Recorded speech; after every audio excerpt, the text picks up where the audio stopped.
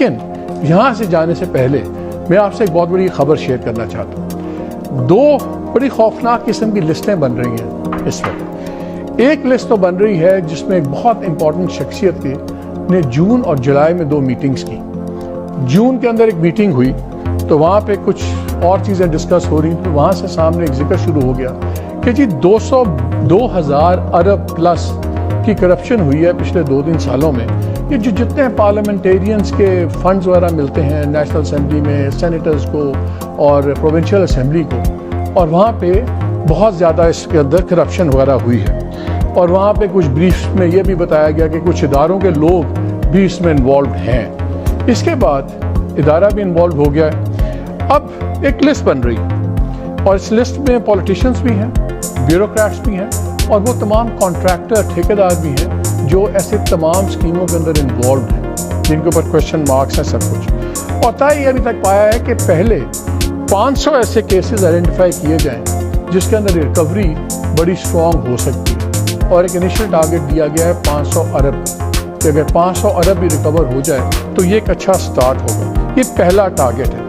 इसके अंदर जो फैट ऑफ सेल है वो भी अब एक्टिव हो गया है और साथ ही जो लेटेस्ट सेनेट इलेक्शंस हैं इसके ऊपर भी एजेंसीज और उनको हुक्म दिया गया है कि आप इसके अंदर पूरी डिटेल्स लाएं कि कितने पैसे दाएं बाएं चलें क्या नहीं। 2-3 लेवल्स के अंदर इसमें हो रहा है और ये एक बड़ी ही खौफनाक किस्म की लिस्ट बनेगी। और मैंने आपसे 2 दिन पहले 27वें अमेंडमेंट की बातें शेयर की थी और उसमें मैंने आपको ये भी कहा था कि उसके अंदर कुछ ऐसे निकात हैं जिन पर बहुत ज़्यादा जो पुशबैक है वो सिंध से आएगा, पीपल्स पार्टी से आएगा। और मैं हैरान नहीं हूँगा अगर इस लिस्ट के अंदर बहुत से पार्लियामेंटेरियंस और बहुत से कॉन्ट्रैक्टर्स और ब्यूरोक्रेट्स का ताल्लुक सिंध से भी हो। ये तो है एक लिस्ट जो बन रही है। एक और लिस्ट भी बन रही है और उसमें थोड़ी सी तेज़ी आ गई है। जब ये 2 दिन की कॉन्फ्रेंस हुई, ऑल पार्टीज कॉन्फ्रेंस अपोजिशन की, तो शायद एक जुमला आपने नोट किया होगा कि उसके अंदर एक ये भी था कि SIFC को तहलील किया जाए और जो ग्रीन इनिशिएटिव कंपनी है उसको जो ज़मीनें दी गई हैं वो भी कैंसिल करवाई जाएँ, वापस दी जाएँ सब कुछ।